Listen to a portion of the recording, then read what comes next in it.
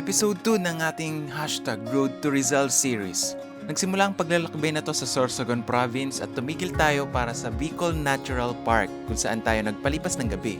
Pagkatapos ng napakasayang adventure na yon, dumiretso na kami sa next spot natin for today's episode. Dito sa isang liblib na lugar sa Camarines Norte. Mula sa matataas na bundok, hanggang sa kasulok-sulukang gubat ultimate dream namin na ma-document ang amazing landscapes. at incredible wildlife dito sa Pilipinas. Ako si Dennis, At ako naman si Celine, kasama ng aming mobile home na si Eli the Camper Van. kikilalanin at susubukan naming tunghayan ang lahat ng magic na meron tayo. Ito ang aming mga adventures.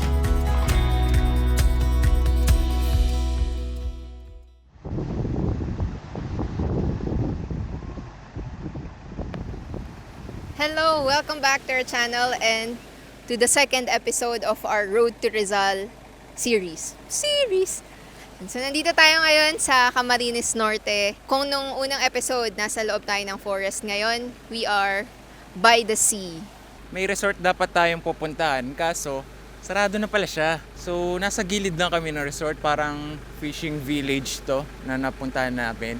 So wala pa kami natatanungan na taga dito kung pwede kami magstay overnight dito sa beach lang. Tanghali na, papaalam siguro kami kung kanino man doon.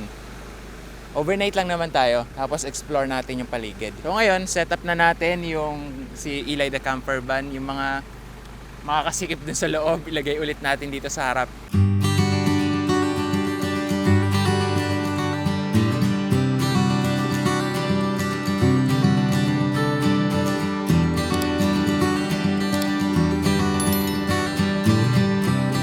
So ayun, nakapagpaalam na kami sa mga taga dito na mag-overnight tayo dito sa tabing dagat. So okay naman daw.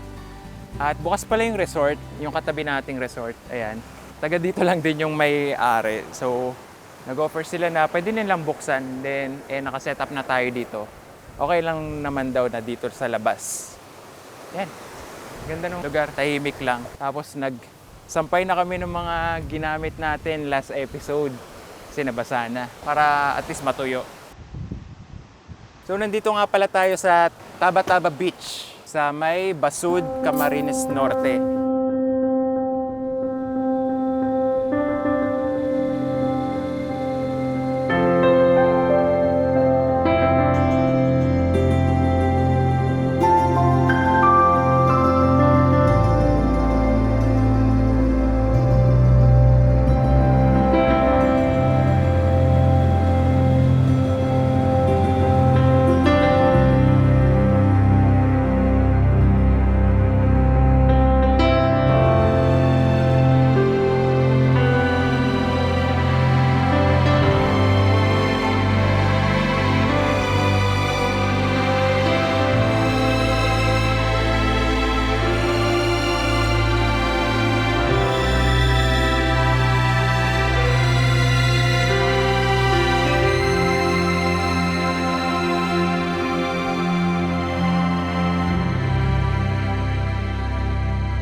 So magbaba na tayo ng tubig kay Eli the Camper Van para may magamit tayo.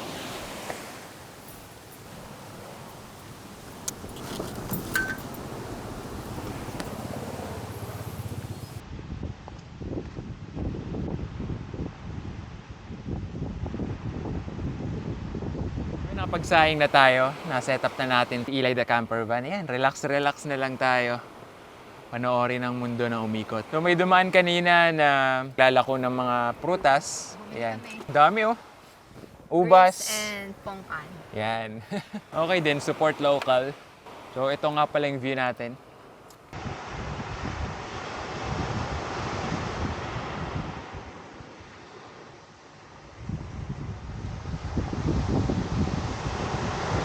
Kain na tayo? Yes! Naluto kaya yung kanin natin. Sana. So charging tayo ng mga Doon may batteries natin. Yan, okay na yan. Oh, looks promising. Where's our mga... You know. Last episode kasi, off-cam, hindi naluto yung sinaing namin. Kasi kulang Kulang sa tubig. Tapos ang ulam ay... Tada! Chapsuy! Yun! Bango! Bango! Chapsuy! Yan. So kung last episode, yan, nasa bundok tayo. Panay ulan. Dito ang araw. Pero presko. Ayan, no? Lakas ng hangin. Problema lang, di natin ma-utilize yung araw na yan kasi nasa ilalim tayo ng puno.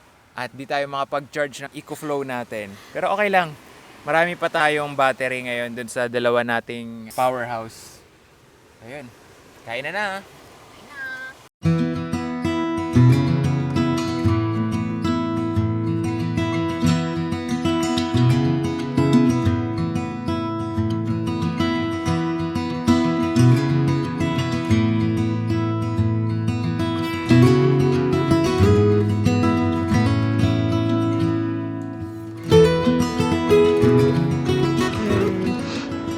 So, ito yung pinamili ni Celine kanina. Saka itong mga ubas. Tamis. Tamis ba? Ito, hugasan muna natin.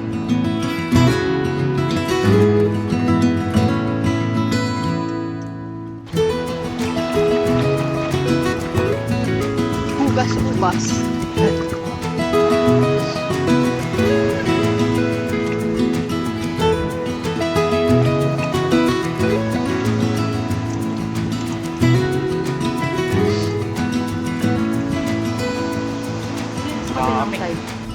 Kain part 2.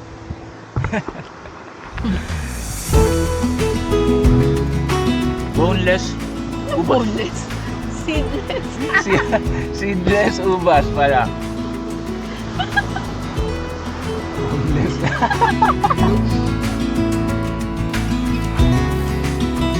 Yun. Oh. May pahamok si Mayora. Kailangan mo ba ng tulong ko? Kaya mo na yan. Alright. Yun, naayos din niya. Oh. Sarap!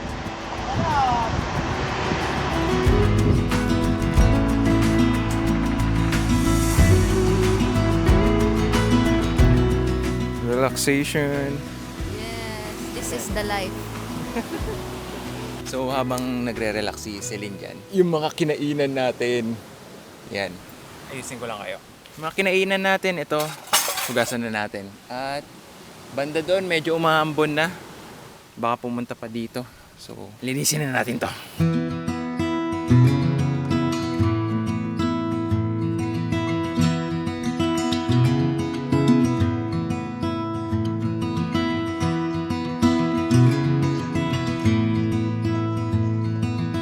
Okay, explore natin tong gilid kung saan tayo nakaspot. Ayan, nasa likod si Eli the camper van. Sana nakikita nyo. Tapos dito, parang merong mini cove. Mini cove. Ayun o, banda doon sa dulo. May ulam kami. Ulam. Ano yung dala natin? Ano, merienda. May naglako ng Banana Q. kanina. Siyempre, as a saging girl. Yes.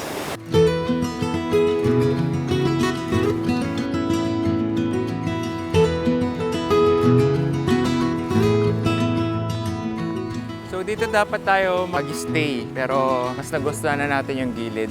So dito pala yung banda yung beach niya. Yun o, parang may mini cove. Okay, so dito sa cove na to, sa Secret Cove, may papakilala ko sa inyong dalawang Philippine native tree. Itong malaki na to ay bani. Maganda yung bulaklak nito eh. Purple na kumpul-kumpul, kaso mataas, nandun sa taas. Yung town ng Bani sa Pangasinan, dito pinangalan.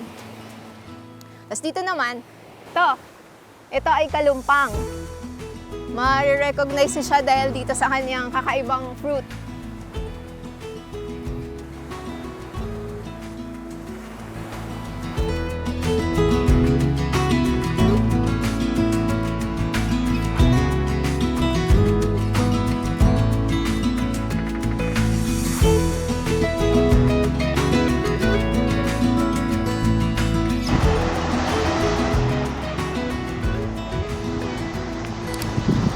Tara na, kainin na natin yung merienda natin.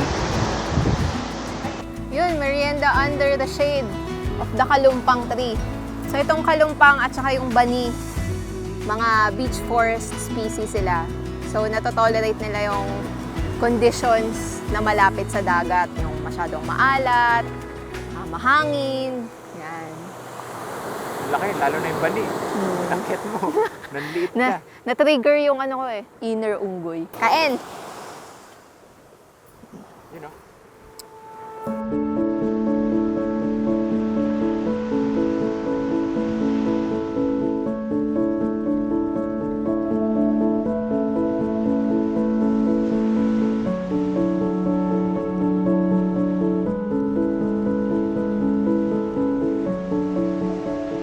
Sagot sa'yo?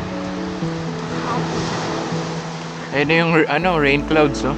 Umuambon na dito. Balik na ba tayo? Takbuhin na natin.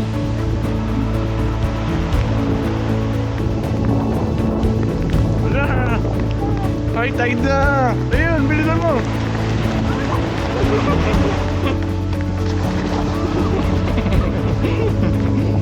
Ayun, bilisan mo pa! Akyat!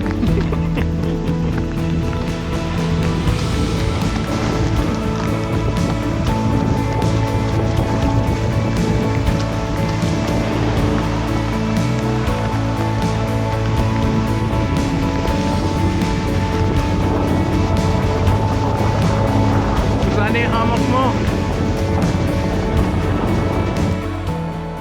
Ayun na nga. Grabe naman, no? Inulan pa tayo. Nung kaninang mga hapon, maaga-aga pa iniiwasan kami nung rain clouds Pero nung umalis tayo kay Eli, saka tayo pinuntahan. Bukas balikan natin yun. Yan, para ma-picture mo yung bani. Sa yung flowers. Sandy. Yes, ang daming sands.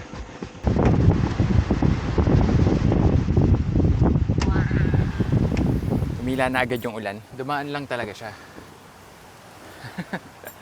Nabasa yung hammock ni Celine. Patuyuin natin sa malakas na hangin.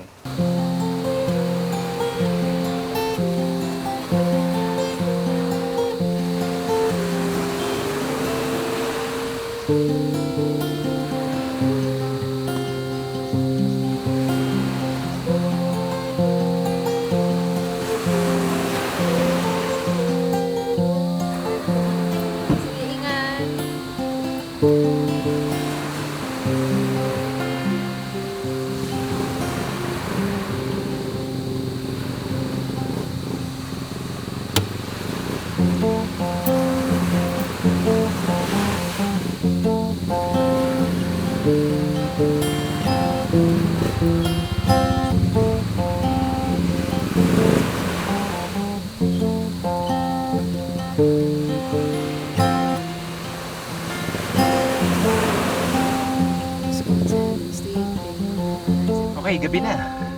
Ganun lang, gabi na. Dinner time. So, as usual, init-init tayo ng mga baon nating ulam from Sorsogon. Ang dinner ay ginataang langka with air-fried tofu. Saka ito, ininit namin yung mga tirang kanin namin. So, kain na na! Stand by the fireside, don't be falling around.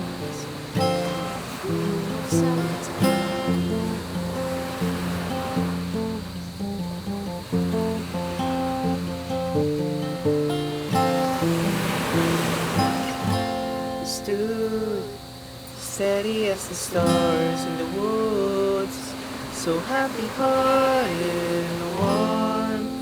Bring true inside these walls. Okay, nakapagilamos na. Ready to sleep. Ready to sleep. Good night! Night. Just to bless the moon.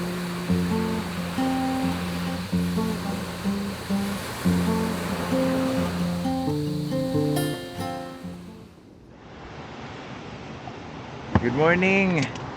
Hilamos muna tayo.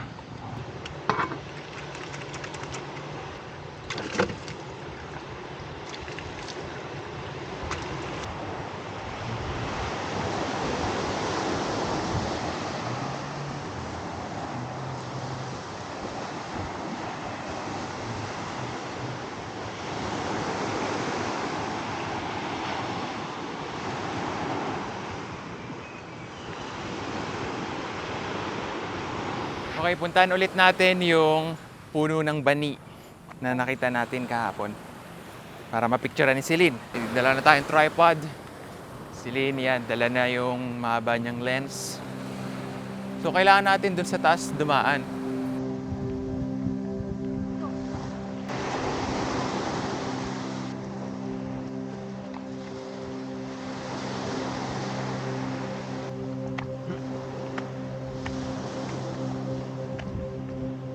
Yes!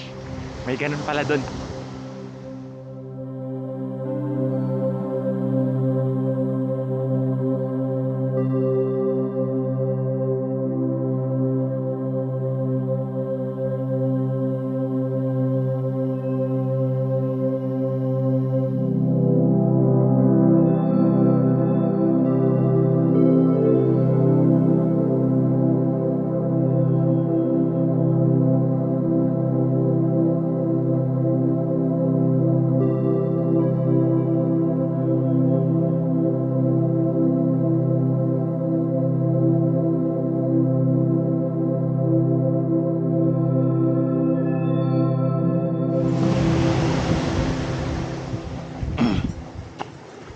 Yes! Pabalik na tayo kay Eli the camper van. Napag-TikTok pa si Celine dun. Okay, breakfast na tayo. Ang aking breakfast, quick chow. Pansit Canton. Pansit Canton. Accidentally vegan. Yan. Hey Celine, ito yung Tirang bread. tirang bread from last episode natin. And tsaa. Tsaa. Ako Vitamilk. Yan. Okay sana sa beach car camp eh. Medyo hassle lang pagka nasa labas ka tapos papasok ka ng sasakyan. Dala-dala mo yung mga sand. Sandy. Oh, so medyo nag-ayos-ayos muna kami sa loob ni Eli the camper van. At ngayon sa wakas, breakfast na. Kain.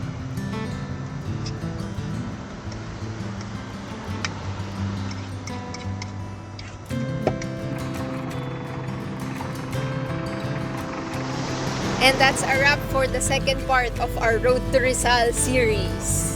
And now we're on to our next spot. Kita-kits ulit tayo sa next video. Salamat sa pagsama sa amin sa adventure na to. And yun, bye-bye! Bye-bye! Rough road tong palabas!